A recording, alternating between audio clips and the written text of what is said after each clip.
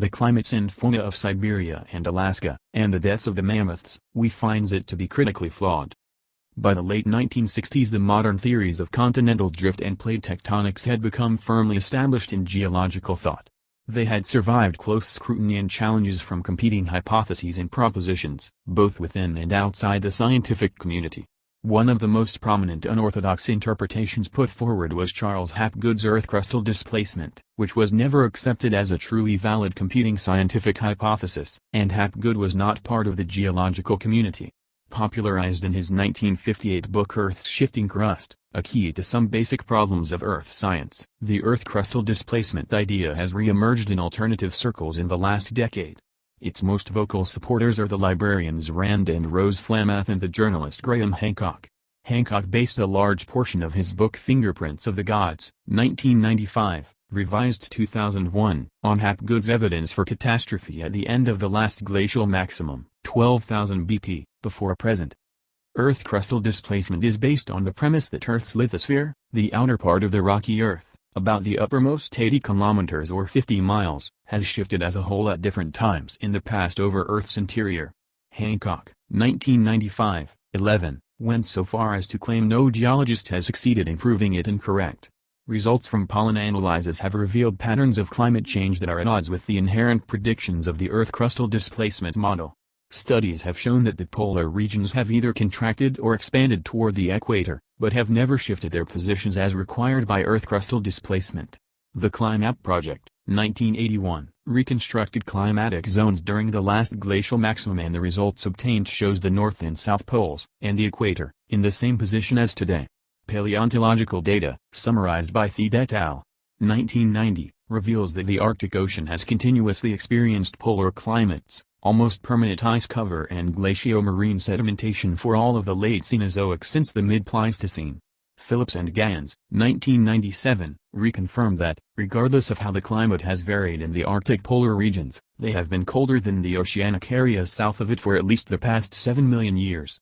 Earth's lithosphere is attached to the mantle in such a way as to make Earth crustal displacement impracticable. The mechanism for Earth crustal displacement was postulated to be the shear weight of the ice built up over time. This caused the crust to shift through unequal weight distribution. However, this weight is compensated for by isostatic depression of the crust. Finally, there is no paleomagnetic evidence for Earth crustal displacement having occurred. In Fingerprints of the Gods, Hancock hypothesizes that the demise of the mammoths and other megafauna was caused by a catastrophic cataclysm brought on through an Earth crustal displacement. The result was that terrible forces were unleashed on all living creatures during the last ice age and that the northern regions of Alaska and Siberia appear to have been the worst hit by the murderous upheavals between 13,000 and 11,000 years ago. In a great swathe of death around the edge of the Arctic Circle the remains of uncountable numbers of large animals have been found including many carcasses with the flesh still intact, and astonishing quantities of perfectly preserved mammoth tusks. Hancock 1995, 212, 213. Hancock makes a case for Siberia having experienced a warm climate before 11,000 BP and contrasts it with the conditions seen there today. As evidence, Hancock focuses on stomach contents. The mammoth died suddenly, in intense cold, and in great numbers. Death comes so quickly that the swallowed vegetation is yet undigested. Grasses, bluebells, buttercups, tender sedges, and wild beans have been found, yet identifiable and undeteriorated, in their mouths and stomachs. Hancock 1995, 215-16. The source for the quote by Hancock is a 1960 newspaper article by Ivan Sanderson. Hancock, 1995, 216, also claims, needless to say, such flora does not grow anywhere in Siberia today. Its presence there in the 11th millennium BC compels us to accept that the region had a pleasant and productive climate, one that was temperate or even warm. What is certain, however, is that at some point between 12 to 13,000 years ago a destroying frost descended with horrifying speed upon Siberia and has never relaxed its grip. In an eerie echo of the Avristic traditions, a land which had previously enjoyed 7 months of summer was converted almost overnight into a land of ice and snow with 10 months of harsh and frozen winter. The positions and actions of ice sheets are more complicated than the blanket portrayal in Fingerprints of the Gods. The Barents ice sheet covered most of northern Russia and goes unmentioned in Fingerprints of the Gods, as do the reasons behind why Siberia was not all covered in ice. Siberia lay west and southwest of where the Barents ice sheet had formed.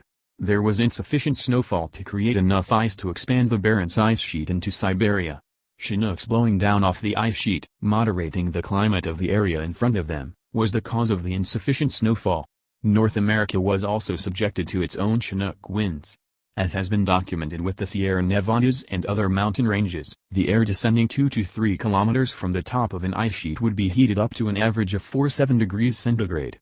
The areas of Siberia and North America in front of the ice sheets would have experienced a milder winter than present, although their summers were colder, which resulted in more conducive conditions for plant growth and for animals than those currently experienced. Moreover, a rain shadow was cast over Siberia by the ice sheet, and the Arctic Ocean, covered in ice, could provide little moisture for precipitation over Siberia. This scenario was tested by COHMAP, Cooperative Holocene Mapping Project, members, 1988, to found a dry Siberia, a glaciated Barents Sea, and a glaciated North America to be compatible. The frozen mammoths. Claims that the mammoths were quick frozen have been propounded for decades and were disputed by Zimmerman and Tedford as long ago as the mid-1970s. 1976, 183, histologic examination of rehydrated tissue samples from late Pleistocene Alaskan mammal mummies demonstrates that the preservative effect of freezing and drying extends to remains 15,000 to 25,000 years old. Some muscle and liver retained identifiable histologic structures. Most tissues were completely disintegrated and partly replaced by masses of bacteria, an indication of considerable post-mortem decay before the remains were entombed beneath the permafrost zone.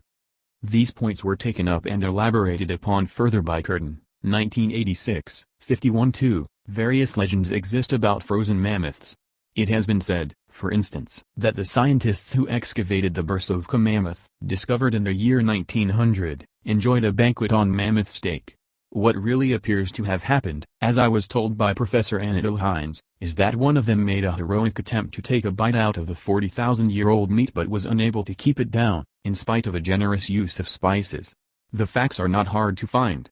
In 1902, Otto Herz, a zoologist at the Imperial Academy of Sciences in St. Petersburg, published in German an account of the expedition to the Bursovka River which he had led the year before, with the purpose of salvaging the mammoth carcass that had been discovered in 1900.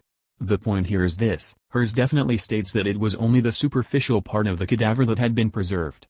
The internal organs had rotted away before the animal had become frozen.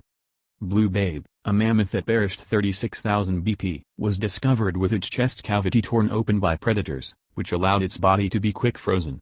If it had been catastrophically frozen, it would have been too hard to tear open and be feasted upon. Second, its predators should have been quick frozen by the same catastrophe that overcame their feast. The size of the mammoths was an adaptive advantage to the cold environment in which they lived, and not to the warm environment postulated by Hancock. Low surface-to-body ratios helped to reduce passive heat lost through the skin.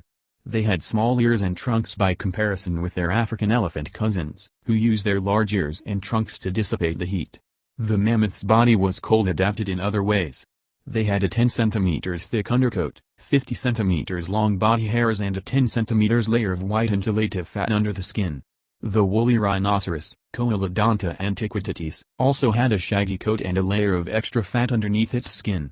Mummified remains of these rhinos have also been found in the permafrost. Permafrost plants. The plants and pollen found within the mammoths, together with the remains in the surrounding sediments, consist entirely of plant varieties adapted to cold climates. The plant remains found in the guts of the mammoth and other mummified animals from Siberia have been analyzed and summarized in detail by Ukraintseva, 1993. Further work on the climate of Siberia by Russian paleontologists, paleobotanists, and geologists has also been summarized in Ukraintseva, 1993. Siberia was not dominated by tundra when the mammoths lived.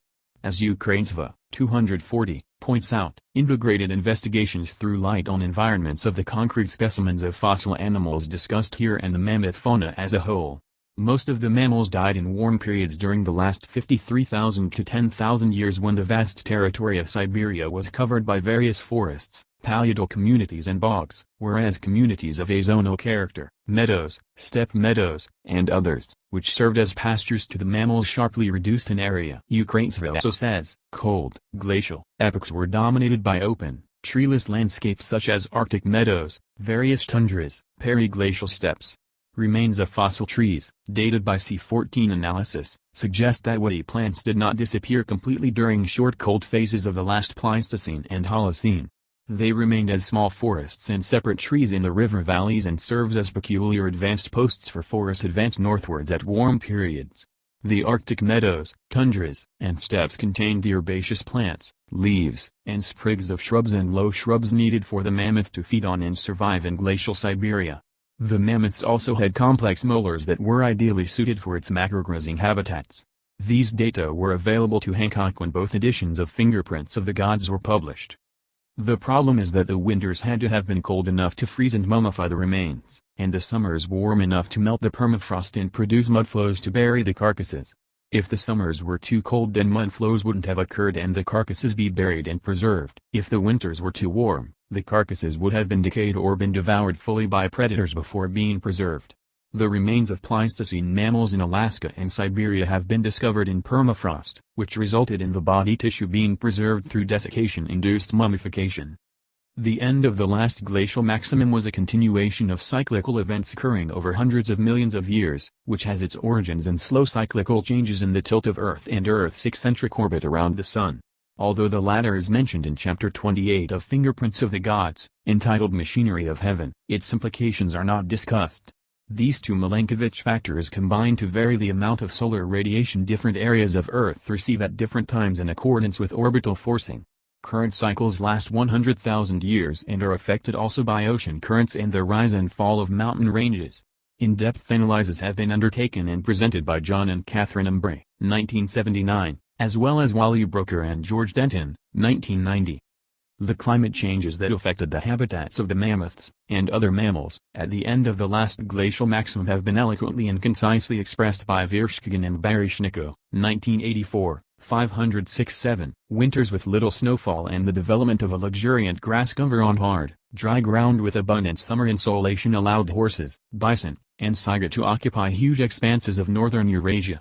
The boundary between the Pleistocene and Holocene was characterized by sharp, short climatic oscillations. The B-inverted question markling interstatile, 12,400 to 12,000 years BP, the middle Dryas statile, 12,000 to 8,000 years BP, and the Alarod interstatile, 11,800 to 11,000 years BP, the upper Dryas statile, 11,000 to 10,300 years BP, and so forth, which affected the Pleistocene species decisively. It was precisely in this time range that the massive extinction of the mammoths and their fellow travelers occurred in the Arctic zone. Testimony to this extinction are the hundreds of thousands of bones from disarticulated skeletons and the occasional frozen carcasses buried in sartan deposits, Lake Wisconsin, in northern Yakutia and on the Tajmir Peninsula. Judging from modern examples of mass death among wild and domestic ungulates in the Kazakhstan steppes, the best explanation for such death at the end of the Pleistocene is the frequent occurrence of snowstorms, blizzards, in winter and the transformation of the nutritious Pleistocene tundra steppe into a boggy, lake-dotted tundra. In subarctic latitudes at this time, taiga and mixed forests advanced rapidly onto open expanses, and a forest fauna developed. From the paleozoologist's point of view, the most convincing proof that the landscape changed radically on the boundary between the Pleistocene and Holocene is the change from a steppe, mammoth fauna into a forest fauna on the Russian plain, in the northern Urals, in Siberia, and even in the Far East, in Siberia, and even in the Far East, in Siberia.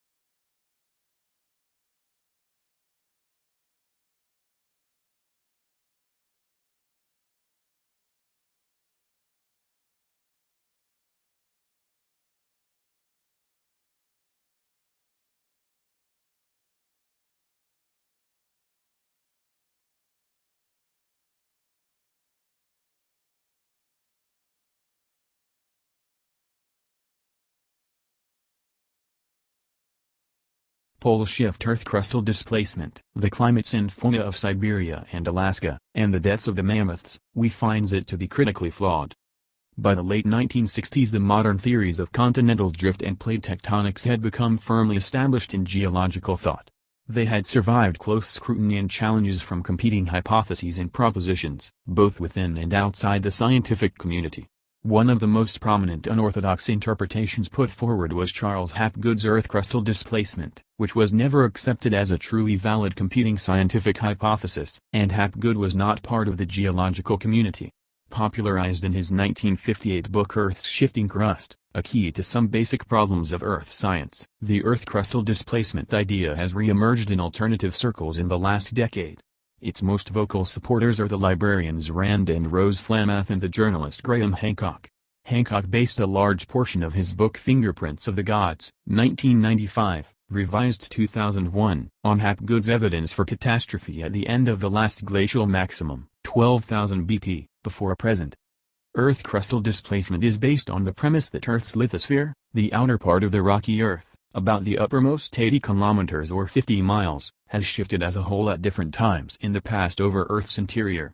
Hancock, 1995, 11, went so far as to claim no geologist has succeeded in proving it incorrect. Results from pollen analyses have revealed patterns of climate change that are at odds with the inherent predictions of the Earth crustal displacement model. Studies have shown that the polar regions have either contracted or expanded toward the equator, but have never shifted their positions as required by Earth crustal displacement. The CliMap project, 1981, reconstructed climatic zones during the last glacial maximum and the results obtained shows the North and South Poles, and the equator, in the same position as today. Paleontological data, summarized by Thied et al., 1990, reveals that the Arctic Ocean has continuously experienced polar climates, almost permanent ice cover and glacial marine sedimentation for all of the late Cenozoic.